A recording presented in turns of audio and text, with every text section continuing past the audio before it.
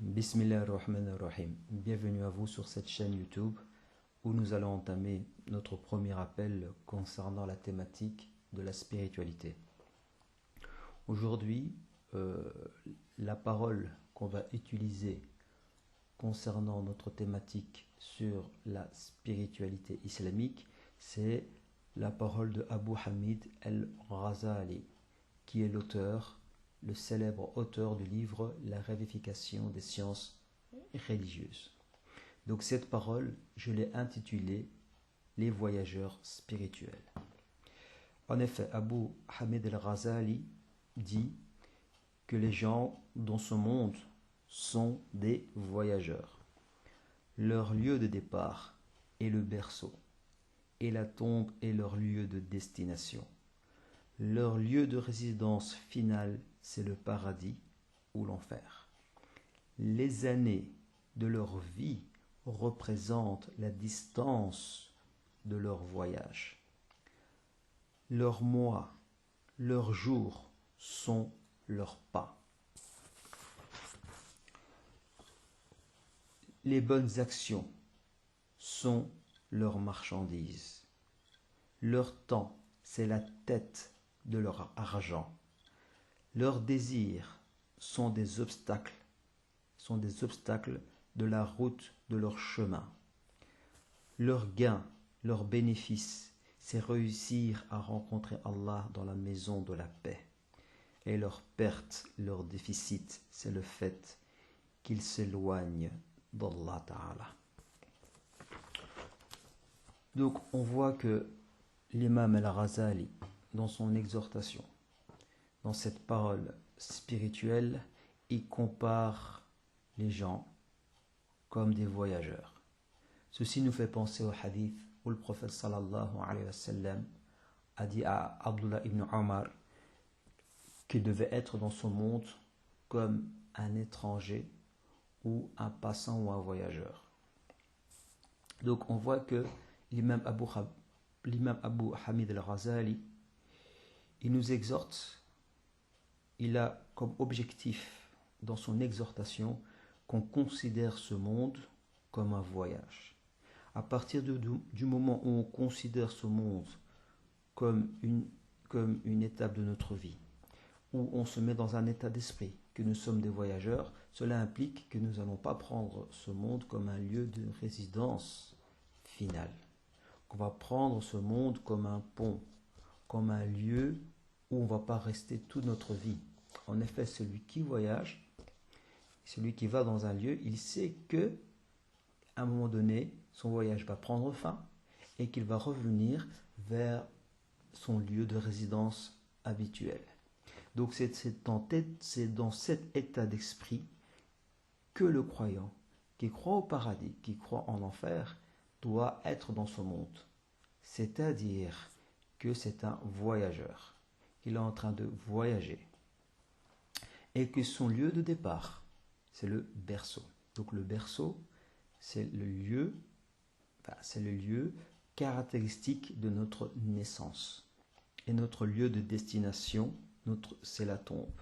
Donc ce voyage prendra fin lorsque on va mourir, lorsqu'on va aller dans la tombe. Et dans la tombe, on va nous informer qu'on est arrivé à notre destination finale, qui soit le paradis ou l'enfer. Donc ici, la métaphore est très intéressante. Pourquoi? Parce que les gens, quand ils voyagent, quand ils partent en vacances, ils vont toujours choisir le meilleur des hôtels. Un hôtel 3 étoiles, 4 étoiles ou 5 étoiles.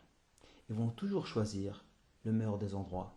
Ils vont toujours choisir un endroit qui est ensoleillé, un endroit où ils vont prendre de la gaieté. Ils vont avoir de la gaieté.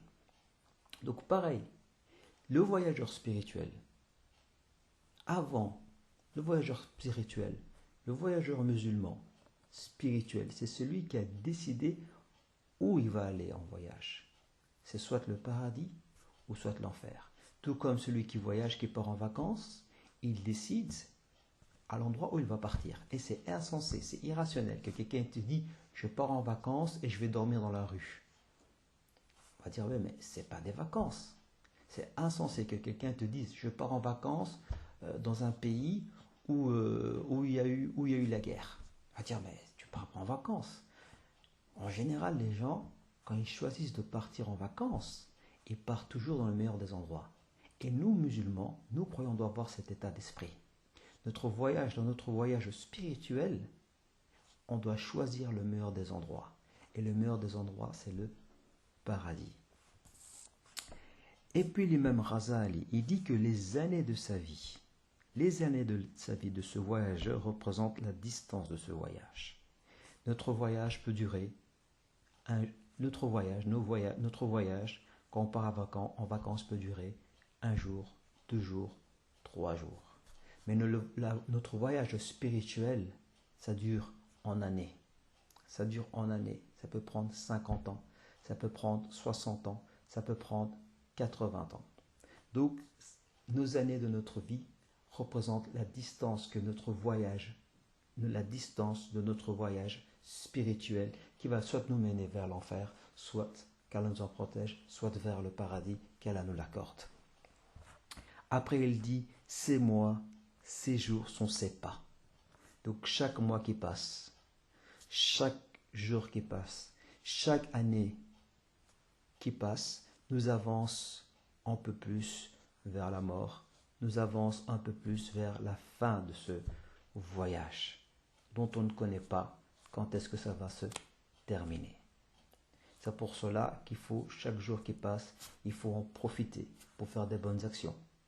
Chaque mois qui passe, il faut en profiter pour faire des bonnes actions. Et subhanallah, on voit que dans le prophète sallam, il a dit qu'il y a des jours qui ont plus de mérite que d'autres, comme les jours de Dhul Hijjah, comme les derniers jours du mois de Ramadan, comme Laylatul Qadr. Il y a des mois qui ont plus de valeur que d'autres, comme le mois du Ramadan, comme le mois du Sha'ban. Donc, durant ces mois-là, qui représentent nos pas, le musulman doit pas être négligent à faire des bonnes actions, car il est en voyage spirituel et ces jours et ces mois, ces minutes représentent les pas dont il utilise pour arriver à la destination de ce voyage. Et après, il dit quelque chose de très pertinent, l'imam Abu Hamad al-Ghazali, il dit ses bonnes actions sont ses marchandises et son temps, c'est la tête de son argent. Quand on voyage, quand quelqu'un voyage, part en Angleterre en vacances, ou bien part en Espagne, part au Maroc, part au Japon, en général, on va acheter des marchandises, on va acheter des cadeaux, on va acheter des souvenirs. Et ces souvenirs, l'imam Abu Hamad al-Ghazali compare ces marchandises à nos bonnes actions. Mais le souci, on ne peut pas acheter ces marchandises quand on voyage gratuitement. Il nous faut de l'argent. Et l'imam Abu Ghazali, il compare l'argent au temps. Pareil pour le voyageur spirituel. Son temps, c'est avec son temps qu'il achète ses bonnes actions. C'est avec son temps qu'il achète ses bonnes actions. Parce que si tu n'as pas le temps, tu ne trouves pas le temps, ou tu n'organises pas ton temps, tu ne pourras pas faire des bonnes actions. Si tu passes ta nuit à dormir, tu ne pourras pas faire des bonnes actions. Si tu passes tes journées à dormir, tu ne pourras pas faire des bonnes actions. Si tu passes ta journée sur Internet, tu ne pourras pas faire des bonnes actions. Considère ton temps comme de l'argent qui te permet de faire des bonnes actions. Donc tu dois en profiter, donc tu dois l'utiliser. Comme le voyageur, celui qui voyage, qui part en vacances dans un endroit, il va utiliser son argent pour acheter des marchandises, pour acheter des souvenirs. Et nous le croyons, nous le musulman, notre temps, c'est notre argent par lequel on achète nos bonnes actions qui sont la marchandise qui va nous permettre de rentrer au paradis. Et puis il dit, ses désirs sont les obstacles de sa route, sont les obstacles de son chemin. Donc les désirs, on dit ça, al-shahawat. Al-shahawat, c'est le fait de désirer des choses qui nous font plaisir, comme manger comme manger, c'est un shahawa, donc c'est un désir. comme avoir des rapports intimes. C'est un désir, c'est des plaisirs, c'est des choses plaisantes dont on désire. Et l'imam Abu Hamid al-Ghazali, il dit ça représente parfois des obstacles. Parfois les désirs qu'on a ne correspondent pas à la volonté de Dieu. Par exemple, quelqu'un, je donne un exemple, sa femme est réglée, il a des règles et il a envie d'avoir des rapports intimes. Il a un désir d'avoir des rapports intimes.